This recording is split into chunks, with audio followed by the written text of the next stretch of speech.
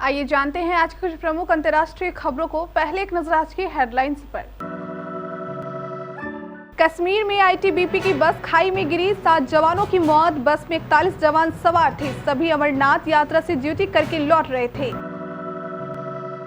राकेश झुनझुनवाला के निधन का पोर्टफोलियो पर असर, खुलते ही गिर गए ये स्टॉक्स।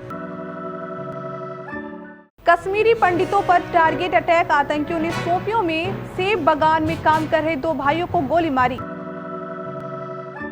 जासूसी जहाज की एंट्री कैसे हुई आसान, पूर्व नौसेना प्रमुख ने विक्रम सिंघे सरकार बनाया था दबाव। अमूल और मदर डेयरी का दूध हुआ महंगा, नई दरें कल से लागू। कर्नाटक में शिमोगा में कैसे सावरकर बनाम टीपू सुल्तान के पोस्टर पर जंग हुई हिंसक। एमपी में आफत की बारिश, भोपाल समेत कई जिले बाढ़ की चपेट में, रेस्क्यू टीम तैनात। राजस्थान में बारिश से नदी नाले उफान पर, झालावाड़ शहर का गांव से संपर्क कटा, 4 जिलों में तेज बारिश का अलर्ट।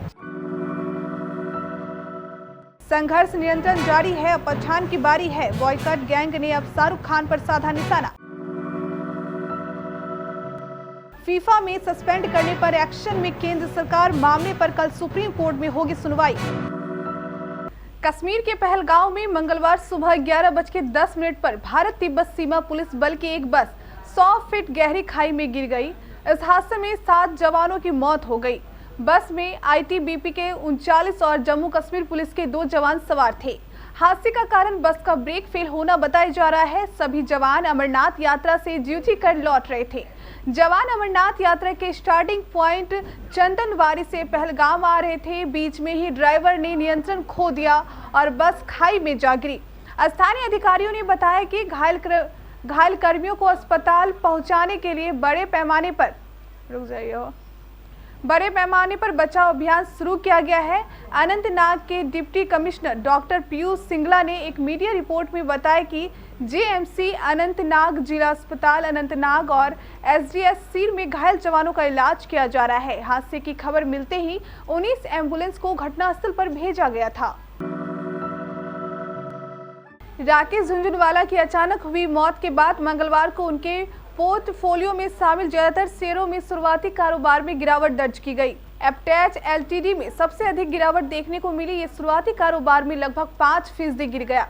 स्टार हेल्थ के शेयर में भी गिरावट देखने को मिली। राकेश झुनझुनवाला के पोर्टफोलियो में कुल 32 शेयर शामिल थे। राकेश झुनझुनवाला ने जिस टाइटल कंपनी में सबसे अधिक निवेश किया था, उसके शेयर में भी आज शुरुआती कारोबार में 1.54% की गिरावट देखने को मिली। बीएसई सेंसेक्स पर टाइटन कंपनी के शेयर 2433 रुपए पर ट्रेड कर रहे थे।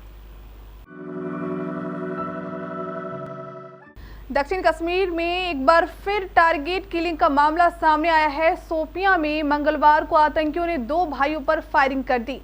इसमें एक की मौत हो गई जबकि दूसरा घायल है। घायल को अस्पताल में भर्ती करवाया गया है।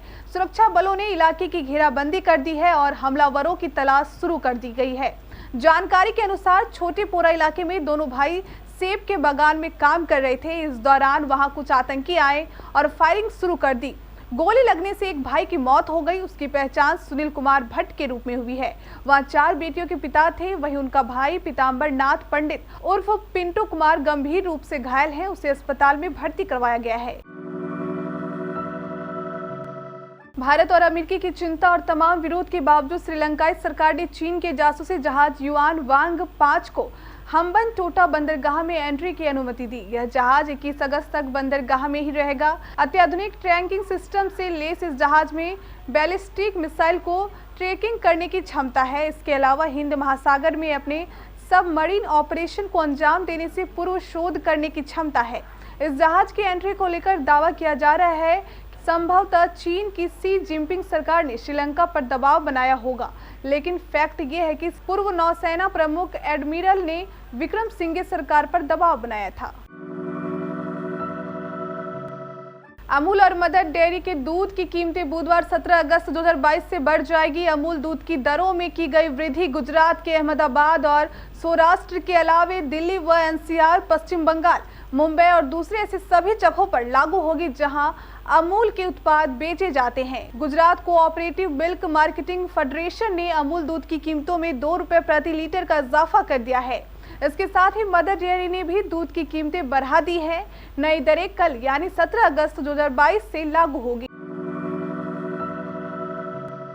कर्नाटक के शिमोगा में सोमवार को स्वतंत्रता दिवस पर सावरकर और टीपू सुल्तान की होर्डिंग लगाने को लेकर 2 गुटों में विवाद हो गया। इसके बाद पुलिस को टकराव की स्थिति को रोकने के लिए धारा 144 लगानी पड़ी। मामला शिमोगा के आमिर अहमद सर्किल का है। पुलिस के मुताबिक आमिर अहमद सर्किल पर एक गुट लाइट के खंबे पर सावरकर की होल्डिंग लगाना चाहता था, वहीं दूसरा गुट इस पर मैसूर के शासक टीपू सुल्तान की फोटो लगाना चाहता था। इसे लेकर दोनों गुट भिड़ गए। इसके बाद इलाके में भारी संख्या में पुलिस बल तैनात हो गई। वहीं धारा 144 भी लागू कर दी गई है।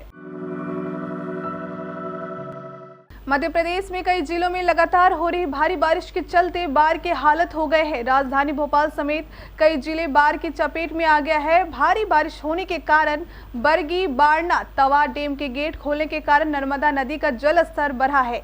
राजधानी भोपाल में बीते 36 घंटे से जारी बारिश के चलते जनजीवन अस्त व्यस्त हो गया। राजधानी भोपाल समेत प्रदेश के 5 जिलों में आज बारिश के चलते स्कूलों में छुट्टी कर दी गई। अब तक भोपाल में 48 इंच से ज्यादा बारिश रिकॉर्ड की जा चुकी है।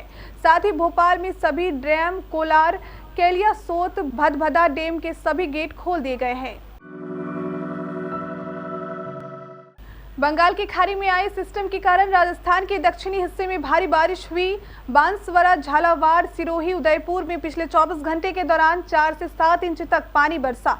बारिश से नदियों में पानी की आवक बढ़ गई, बांध ओवरफ्लो हो गए। झालावाड़ में परवन व कालीखार नदी के उफान पर आने से ग्रामीण इलाकों का डिस्ट्रिक्ट हेडक्वार्टर से संपर्क टूट गया।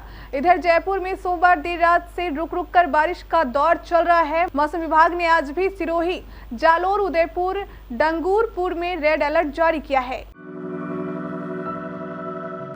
और नतीजतन ट्विटर पर बॉयकॉट पठान मूवी ट्रेंड कर रहा है। फिल्मों का बॉयकॉट तो ऐसे हो रहा है जैसे कि लाइन में खड़े लोगों को पीछे धकेल कर हम आगे बढ़ रहे हो। लोगों में हर हिंदी फिल्म को बॉयकॉट करने की भावना तो अचानक जागी, लेकिन अब इसने ऐसा तुल पकड़ लिया है कि रुकने का नाम ही नहीं ले रही है। हो ना हो, लेकिन इसका असर देखने को साफ मिल रहा है। आमिर खान के इस साल की सबसे बड़ी फिल्म लाल सिंह चड्ढा को तरह तरह के रिएक्शन मिले। फिल्म वैसे तो कई लोगों को पसंद आ रही है, लेकिन बॉक्स ऑफिस पर दम तोड़ रही है। इस बीच अब सोशल मीडिया ट्रोलर्स ने शाहरुख खान की पठान पर निशाना साधा है और नतीजतन ट्विटर पर बॉयकॉट पठान मूवी ट्रेंड कर रहा है। विश्व फुटबॉल संचालन संस्था फीफा द्वारा भारतीय फुटबॉल महासंघ को तत्काल प्रभाव से निलंबित करने पर केंद्र सरकार एक्शन में आ गई है। मंगलवार को केंद्र ने सुप्रीम कोर्ट से इस मामले पर जल्द से जल्द सुनवाई की मांग की। केंद्र की ओर से पेश सॉलिसिटर जनरल तुषार मेहता ने जस्टिस DY चंद्रचूड़ और AS बोपन्ना की पीठ को बताया कि फीफा ने भारत को निलंबित करते हुए एक पत्र भेजा है जो पब्लिक डोमेन में है और इसे रिकॉर्ड में लाने की जरूरत है।